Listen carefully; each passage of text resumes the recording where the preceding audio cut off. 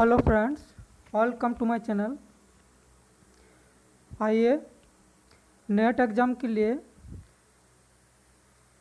आज जियोग्राफी से कुछ प्रीवियस क्वेश्चन पेपर कवर करते हैं।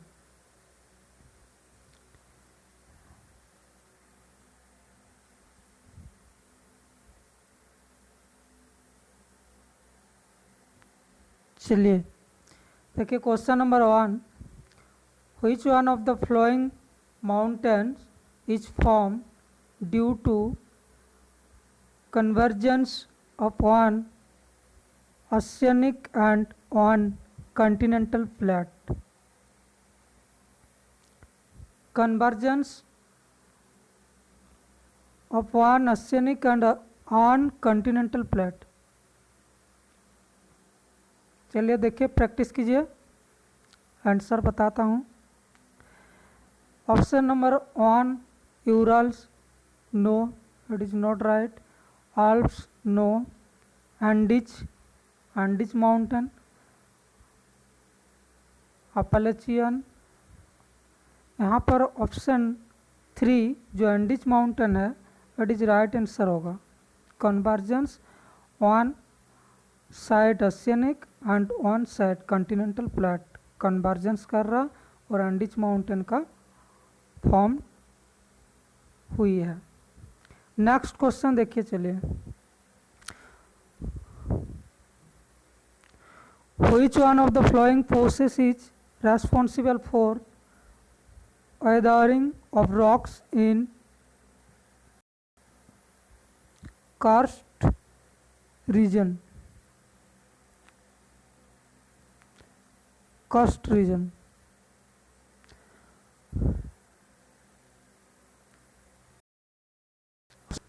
One hydrolysis, carbonation, oxidation, script formation. देखिए, ये तीनों option 1, 3 and 4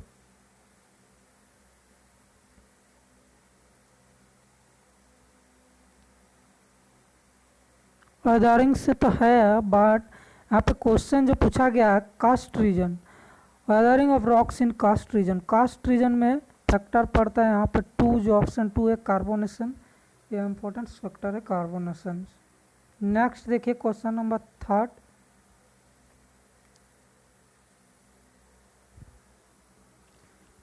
one side reverse दिया हुआ है, लिस्ट 2 में टाइप्स ऑफ डेल्टा दिया हुआ है। आप चलिए इसको मैच कीजिए। नील रिवर, मिसिसिपी रिवर,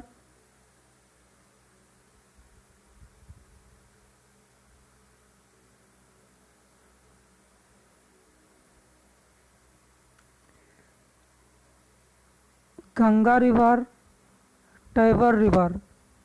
देखिए यहाँ पे डायरेक्ट मैच कर देता हूँ। नील रिवर ऑप्शन 1 का है, नील रिवर का होगा बी।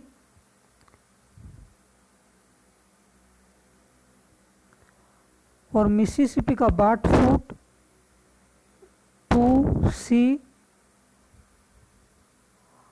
और 3 गंगा रिवर का होगा एस्चुअरिन ए। और टाइबर का होगा कास्पेट डी। दैट्स मीन देखिए बी सी ए डी कौन ऑप्शन में? Option 4 B C A D right answer होगा option 4। The term of pen plants refers to a level surface formed by wind erosion,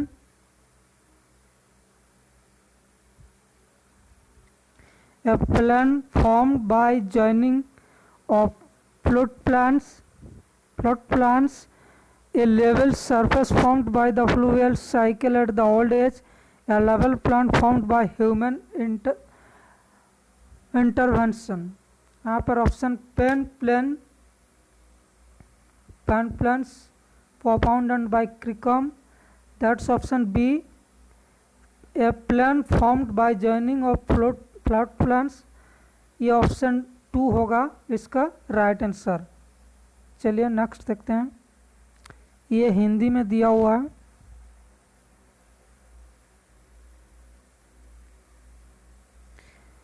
question number 5 देखिए, the statement the present is the key to the past was made by option are 1 Penck, option 2 W.M. Davis, option 3 Huntington, option 4 James Hutton.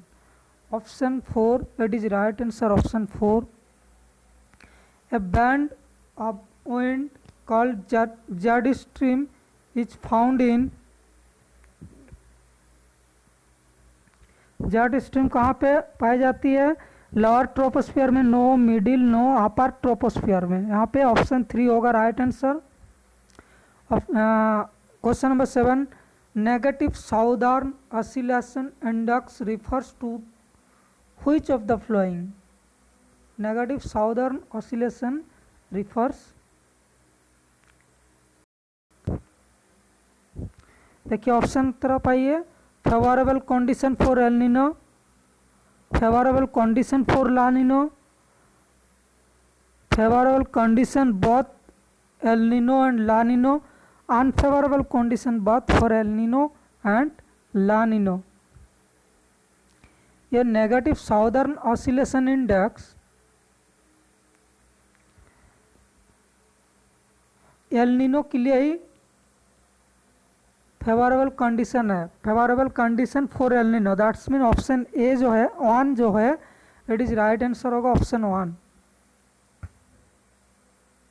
Next question तरफ आइए, in which of the following area centre of hurricane Matthew that occurred in Caribbean Sea in the first week of October 2016 was located?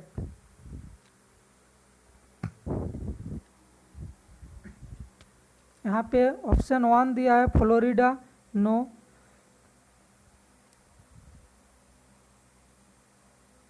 जियोरिया no, South Carolina no, option 4 जो south west high tea ये होगा right answer option 4। Question देख लीजिए ठीक से,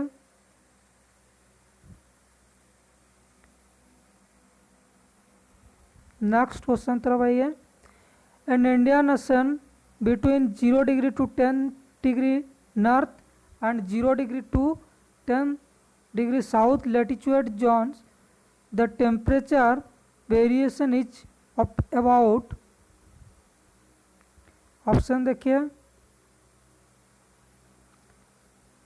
3 degree centigrade, 2 degree centigrade, 1 degree centigrade, 0 degree centigrade.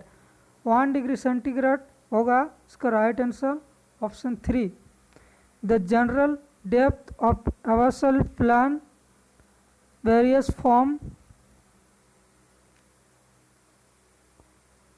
1000 to 6000 meters, 2000 to 6000 meters, 3000 to 6000 meters, 4000 to 6000 meters।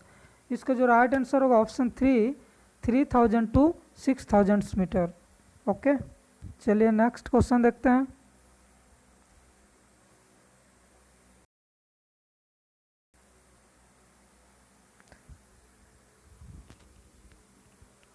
Matching का question दिया हुआ है, ocean tips and location, challenger,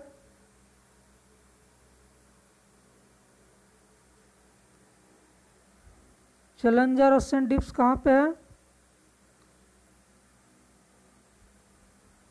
Pacific में। नॉर्थ में है कि साउथ में है? नॉर्थ में है, तो नॉर्थ पैसिफिक। नेक्स्ट है ऑल्ड्रिक, ये कहाँ पे है? साउथ पैसिफिक में है। रोमांस ये आपका है अटलांटिक में। अब कौन सा अटलांटिक में है? साउथ अटलांटिक में है। नरेस है आपका लास्ट जो बचा नॉर्थ अटलांटिक। दैट्स मीन देखिए इसका आंसर होगा CADB। कहाँ पे है देखिए लाइए, CADB फर्स्ट ऑप्शन में ही है, that is option 1 right answer. Next question, tropical evergreen forest are found in the area of rainfall ranging between, ये डायरेक्ट आंसर तरफ आई है, ऑप्शन 2 जो है 100 to 200 centimetre, that is right answer. इसका राइट आंसर होगा option 2। India has how many major biogeographic region, कितना biogeographic region है इंडिया में?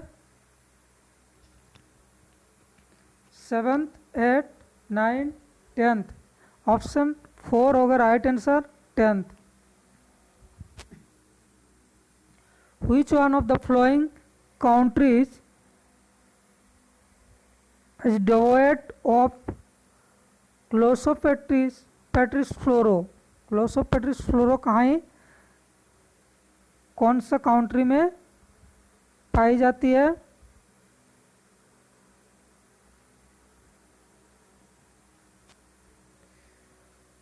Africa no, Australia no, Norway,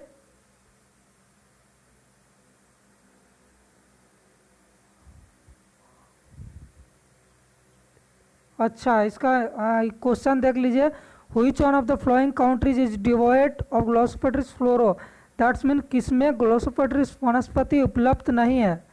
अब देखिए यहाँ पे इंडिया में भी है, ऑस्ट्रेलिया में भी, साउथ अफ्रीका में भी है, दैट्स मीन नॉर्वे में उपलब्ध नहीं है। राइट आंसर होगा ऑप्शन 3। ओके,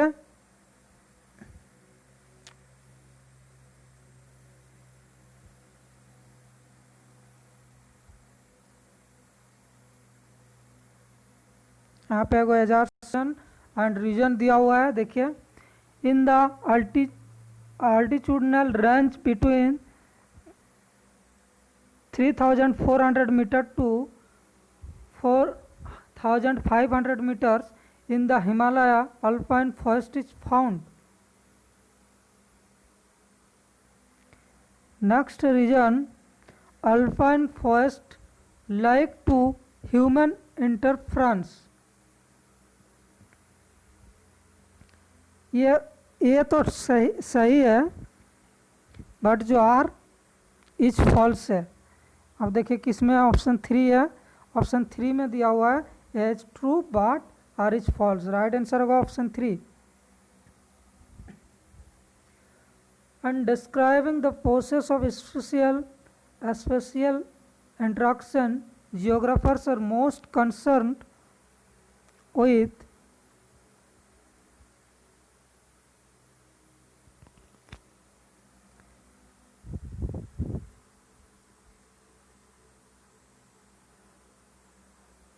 जियोग्राफर्स भूगोल वेताओं का सबसे अधिक सराकर किसमें है?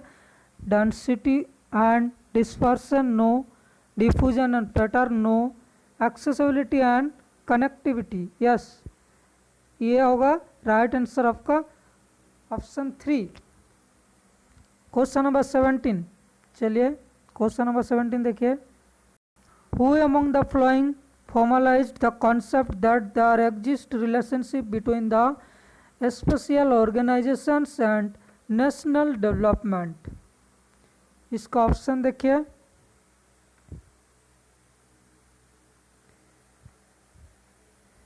क्वेश्चन को समझ लीजिए पहले क्या बोला गया। Who among the following formalised the concept that there exist relationship between the spatial organisation and national development, यानी स्थानिक संगठन और राष्ट्रीय विकास के बीच में संबंध, किसने इस अवधारणा का औपचारिक रूप प्रदान किया है? अब इसका औपचारिक रूप ऑप्शन 1 में दिया हुआ लुटेन no, Dickinson no,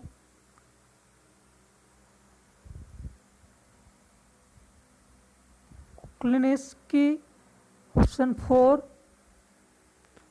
four Friedmann, ये फोर ऑप्शन जो है Friedmann, it is right answer.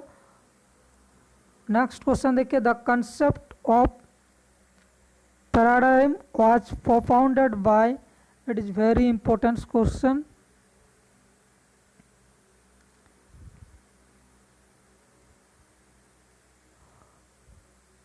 Option four इसका राइट आंसर होगा ऑप्शन फोर, क्वेश्चन नंबर 18 का। Who defined geography as human ecology, human ecology किसने डिफाइंड किया है? इसका राइट आंसर होगा ऑप्शन टू, बोरोज।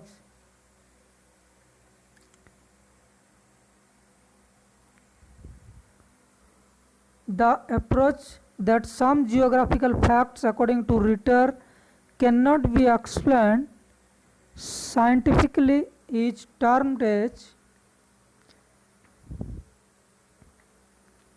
इसका राइट आंसर देखिए locational, option number one, ecological, teleological,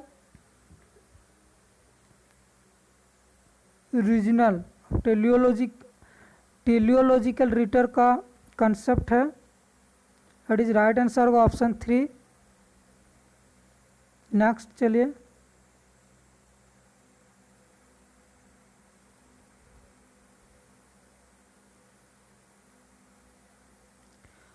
question number 21, how much of the liquid precipitation is equivalent to 10 inch of snowfall at deep near freezing temperature hyphen near freezing temperature।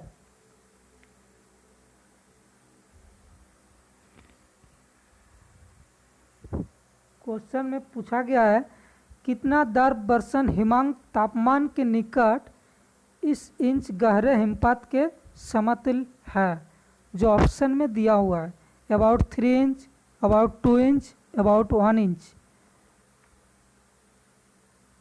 चलिए इसका answer देखिए क्या होगा, इसका answer होगा option three, जो about 1 inch है। Next question है 22, which one of the flowing letters represent the total number of settlement of a certain order served by a central place of the next higher order।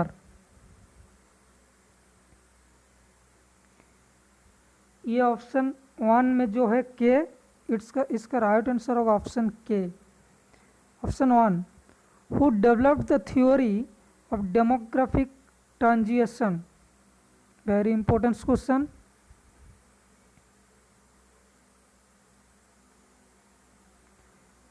Thompson, option three जो है एरन Thompson, right answer होगा इसका। एगो match list है, चलिए इसका match कीजिए।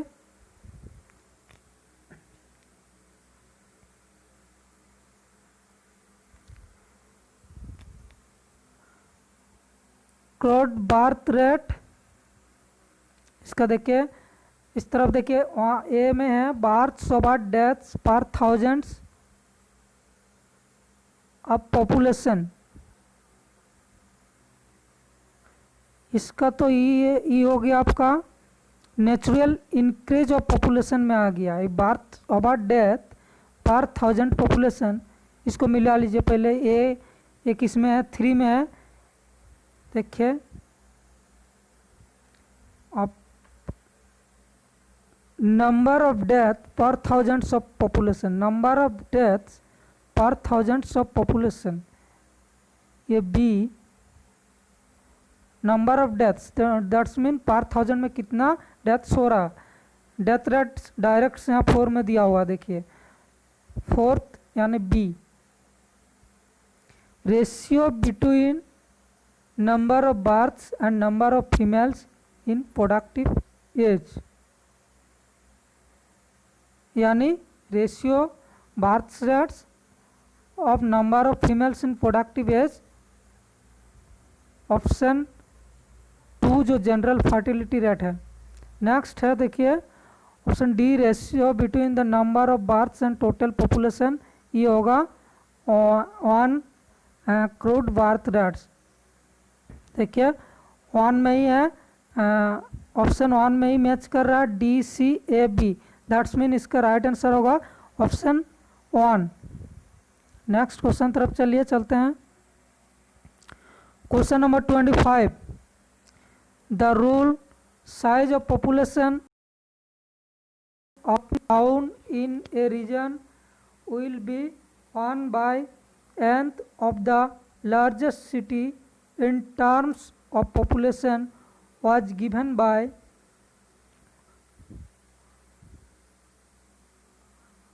चलिए इसका देखिए ऑप्शन क्या है, एम जेफरसन, जे कटमैन।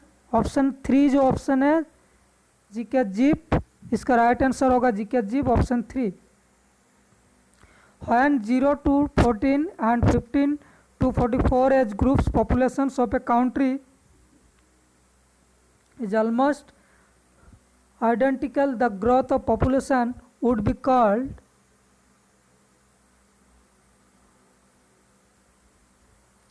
rapid growth, slow growth, zero growth, negative growth।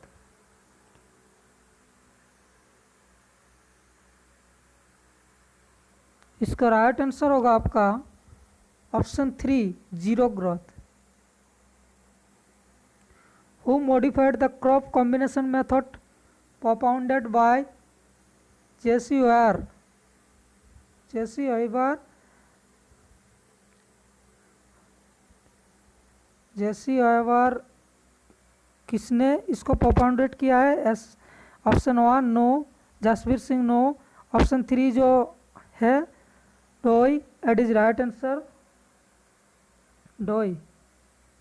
S S Bhatia no, regional planning का है।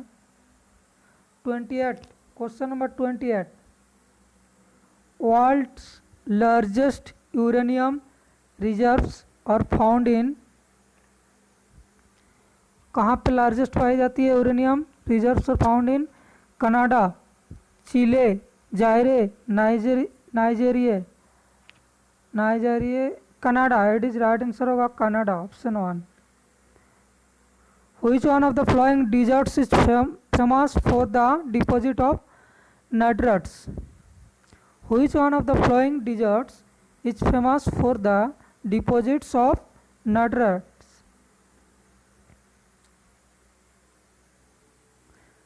मरुस्थल में से कौन सा नाइट्रेट्स के भंडारों के लिए प्रसिद्ध है? अब देखिए 4 मरुस्थल का ऑप्शन दिया हुआ है। सहारा नहीं हो सकता है, Gobi no, Kalahari no, Atacama, Atacama it is right answer होगा option 4। Who among the following is credited with incorporation of concept of geographical space in the growth pole theory? In the growth pole theory, इसका direct answer में आइए option 3 जो है बाउडेविल right answer होगा। Next question तरफ चलिए।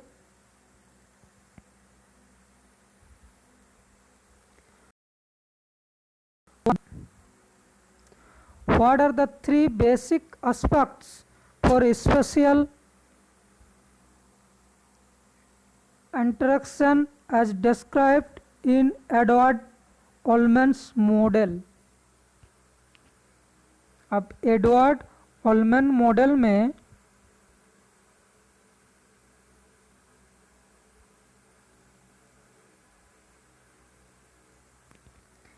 तीन पहलुओं कौन कौन सा है स्पेशियल इंट्रैक्शन का?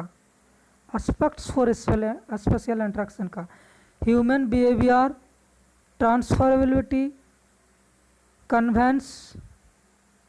ये ट्रांसफरेबिलिटी कन्वेंस तो है, surplus, deficit, relationship, community specific relationship, complementarity no, complementarity intervening, opportunity, transferability. Next है ऑप्शन 4 में रेसिडेंशियल, न्यूअरहुड, कॉम्प्लीमेंट्री, कन्वेंस। जो ऑप्शन 3 है ये सही है, complementary, complementarity, intervening opportunity and transferability. 3 पहलू या 3 एस्पेक्ट्स पूछा गया है, basic aspects. That's mean option 3 होगा right answer. The concept of cultural landscape, the concept of cultural landscape was promoted by option 2। It's का राइट आंसर होगा option 2।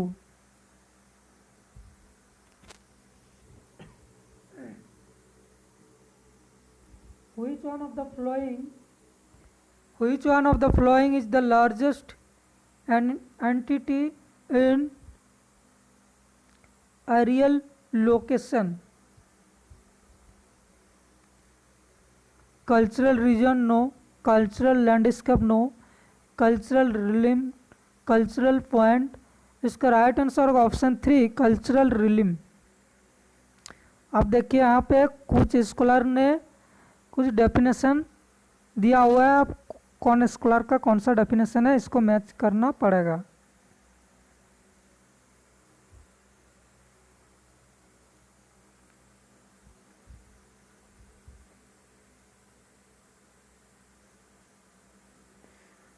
चलिए तब पहले डेफिनेशन को देखते हैं। Role of relief, features in the horizontal expansion and segregation of cultures. चलिए फिर देखते हैं। Late stone age must be associated with people much like the modern tribal groups in more remote regions.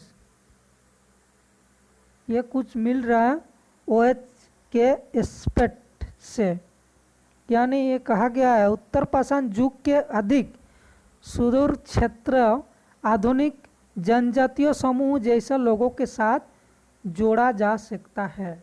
Okay, तो OH के aspect का ये definition लग रहा है। अब देखिए वो मिला के तो देखिए अगर मिल रहा है तो आसान हो जाएगा। B1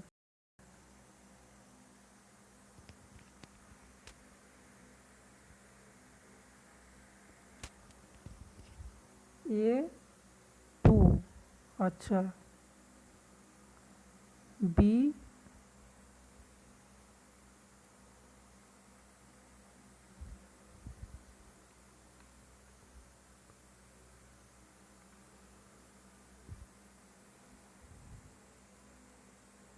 ये A हुआ,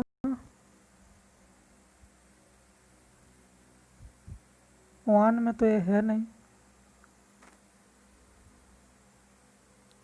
चलिए नेक्स्ट देखते हैं।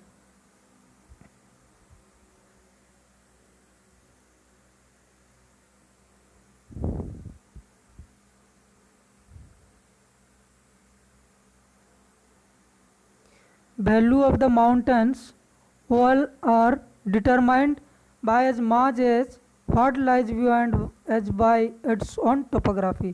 दैट्स मीन पर्वतीय दीवार के मूल्य का निर्धारण इसकी अपनी स्थलाकृति के अलावा उसके आगे आगे स्थलाकृति से भी निर्धारित होती है।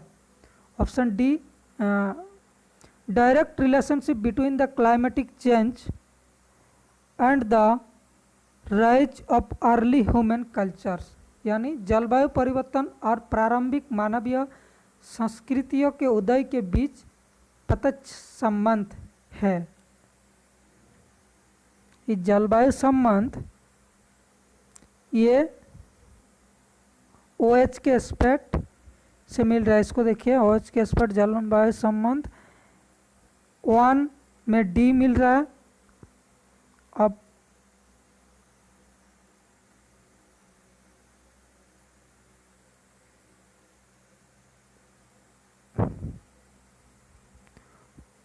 में 2 का ये होगा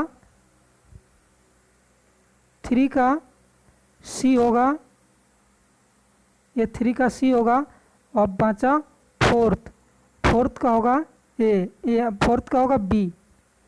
दैट्स मीन देखिए क्या बोला गया, डी ए सी बी। कौन सा ऑप्शन में देखिए, C D A B, C B B D C A, D A C B fourth में है। That's mean option 4 it is right answer होगा ऑप्शन 4। नेक्स्ट क्वेश्चन तरफ आइए चलते हैं। क्वेश्चन नंबर 35 फिर मैच में है।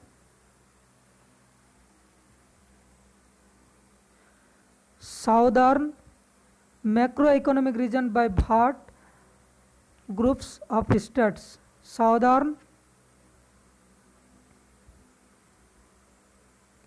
North central, eastern, western.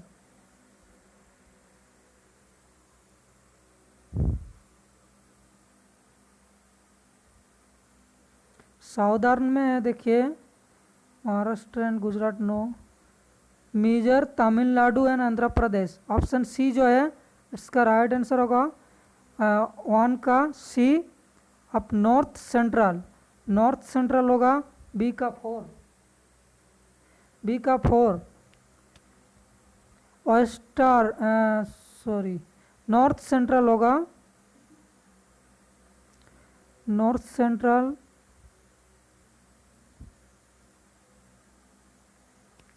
Uttar Pradesh and Madhya Pradesh, north central. Eastern आपका बिहार, उड़ीसा, वेस्ट बंगाल एंड असम। अब वेस्टर्न महाराष्ट्र एंड गुजरात। अब इसको आप लोग मिला लीजिएगा, जिसमें मिलेगा वो होगा right answer. Okay,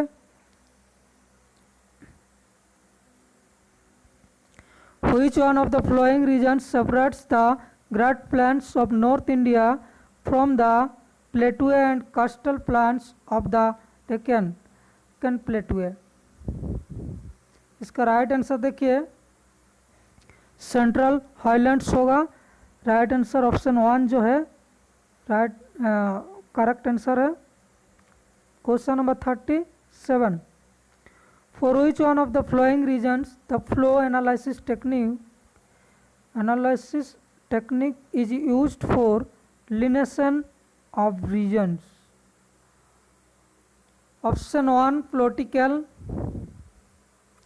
option 2 formal, option 3 functional, option D physiography. यानी क्वेश्चन में पूछा गया है किसके लिए क्षेत्रों के निरूपण हेतु प्रवाह विश्लेषण तकनीक का प्रयोग किया गया है? फंक्शनल का। ये राइट आंसर होगा ऑप्शन 3 फंक्शनल। अब देखिए यहाँ पे एगो क्वेश्चन दिया हुआ है, Which one of the following authors used 1961 census of India data to group the 7 industrial categories of workers, excluding the first 2 categories representing the agricultural sector, into the functional types of manufacturing towns, trade and transport towns and service towns? अब ये का meaning क्या बोला गया, निम्नलिखित लेखकों में से किसने कर्मकारों के साथ औद्योगिक श्रेणियों के विनिर्माण शहर, व्यापार और परिवहन शहर और सेवा शहर के रूप में 1961 के भारत की जनगणना आंकड़ा का प्रयोग किया है? अब इसके आधार पर किसने जनगणना का आधार बनाया था? अब इसका 4 ऑप्शन दिया हुआ है, अमृतलाल, कोजी अहमद, अशोक मित्रा, एस.एम. रफीउल्लाह। ये ऑप्शन 3 अशोक मित्रा। वेरी इंपॉर्टेंट क्वेश्चन, ये क्वेश्चन बहुत बार रिपीट हो चुका है, देखिएगा। ऑप्शन 3 राइट आंसर होगा।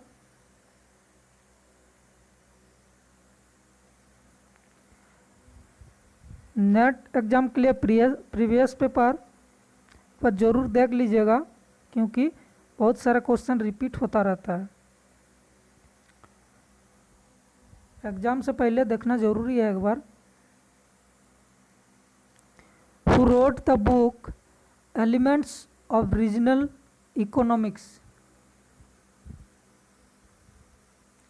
ऑप्शन ए हैवियस, Perloff, Jean Forbes, Antony.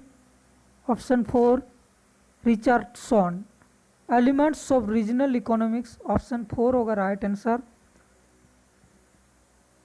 Which one of the following authors presented model that formed the basis of the planning stage in the second plan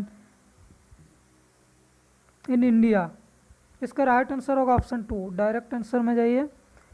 Mahalanobis. The planning commissions of India was set up in which year? 1950. Which one of the following regions has been classified as the Western Dry region by the Planning Commission? Option, यहाँ पे question को फिर से एक बार देख लीजिए। किस योजना आयोग द्वारा पश्चिम शुष्क क्षेत्र के रूप में वर्गीकृत किया गया है? पश्चिम, अब नॉर्थ बिहार में तो पश्चिम में है नहीं, नेफा भी नहीं है, नेफा अरुणाचल प्रदेश का वो पूर्ववर्ती नाम था। वेस्ट बंगाल भी नहीं है, दैट्स मीन ऑप्शन 2 होगा Rajasthan dry region. which portrayals epitomized the relationship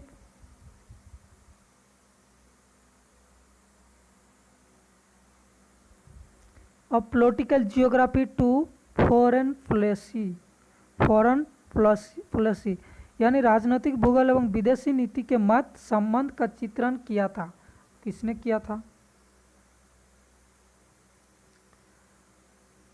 Adolf Hitler no, Winston Churchill no, Karl Haushofer, Isaiah Bowman no. Option 3 होगा राइट आंसर इसका, option 3।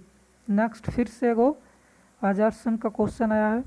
The Terai region represents a marsh like landscape. Regions क्या है? The Terai regions is a zone of seepage where the fine sand, silt and clay are deposited by the emerging stream.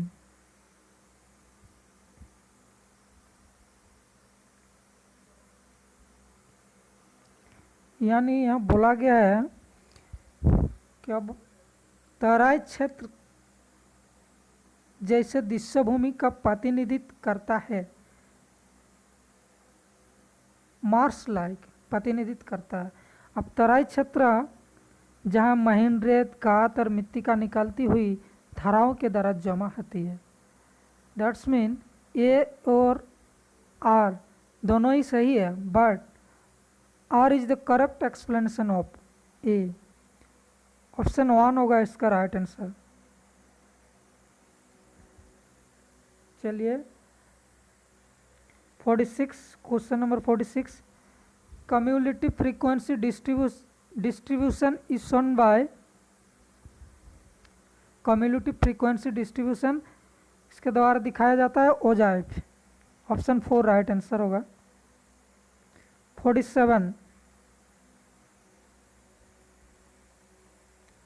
ये इन linear regression equator y equal to a plus bx if means of x and y series are 23 and 94.5 respectively and slope gradient is 1.5, then what is the value of intercept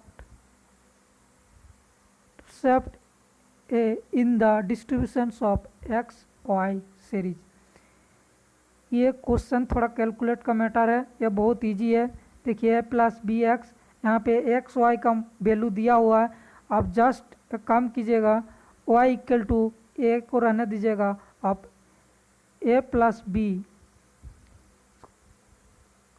अब जो series और 23 and 945 ये जो value दिया हुआ है, Y का जगह 94.5 लिख दीजिएगा, एक्स का जगह 23 लिख दीजिएगा।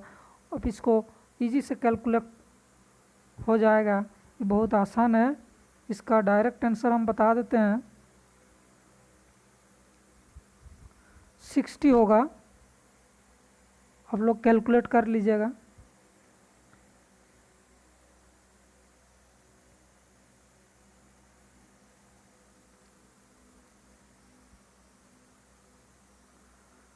देखिए एजर्सन में क्या बोला गया है, maps that are usually referring various attributes information are called complex thematic maps. Okay, यानी मानचित्र जो सामान्यतः विभिन्न विशेषता सूचना को संदर्भित करते हैं से कॉम्प्लेक्स थीमेटिक मैप कहा जाता है। अब complex thematic maps are used to show locations of earth different features and activities. यानी कॉम्प्लेक्स थीमेटिक्स मानचित्र का प्रयोग पृथ्वी की विभिन्न विशेषताओं और कार्यकलापों की अवस्थितियों को दर्शाने के लिए किया जाता है। अब ये तो दोनों बात सही है, both A and R are true, but R is not correct explanation of A. That's mean option 2 it is right answer. चलिए लास्ट की ओर चलते हैं। क्वेश्चन नंबर 49, देखिए यहाँ पे कुछ वैल्यू दिया हुआ है स्टैटिक्स का। Pattern of distribution, perfect uniform, tending uniform, tending to random, tending to cluster.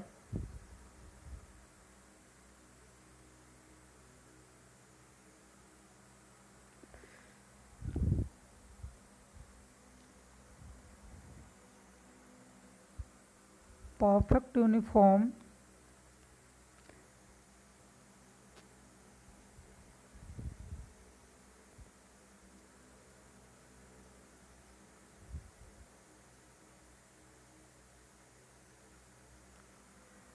ये जो टेंडिंग टू यूनिफॉर्म है, ये टेंडिंग टू यूनिफॉर्म 1.75 से 2.00 होगा। अब टेंडिंग टू रैंडम जो सी है,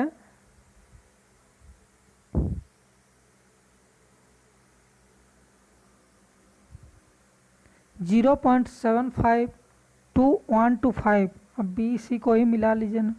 क्लस्टर होगा 2.15। चलिए डी का 4 देखिए कहाँ पे है, डी का 4 का डी कहाँ पे है देखिए, 4 का डी आपका, सॉरी, टेंडिंग टू क्लस्टर,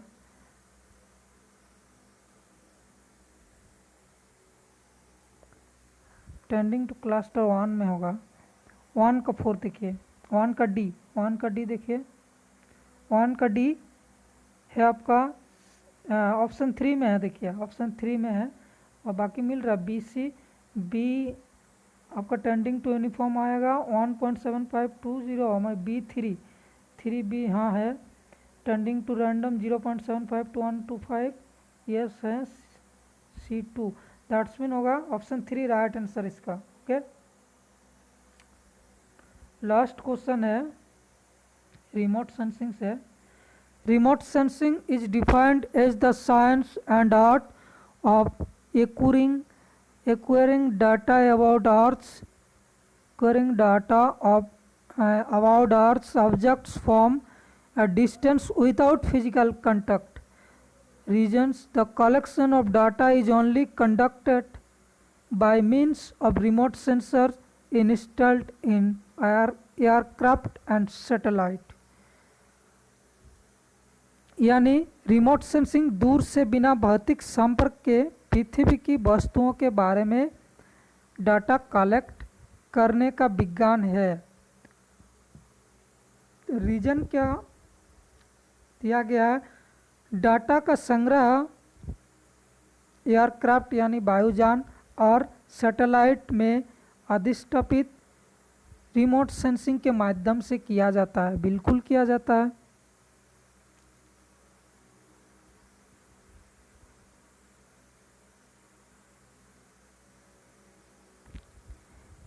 इसका जो ऑप्शन ए है, इसका राइट आंसर होगा ए इज राइट और इज फॉल्स। ऑप्शन जो आर है फॉल्स है, A is true, that's mean option 3 इसका राइट आंसर होगा, option 3। Okay friends, thanks. 50 question completed हुआ।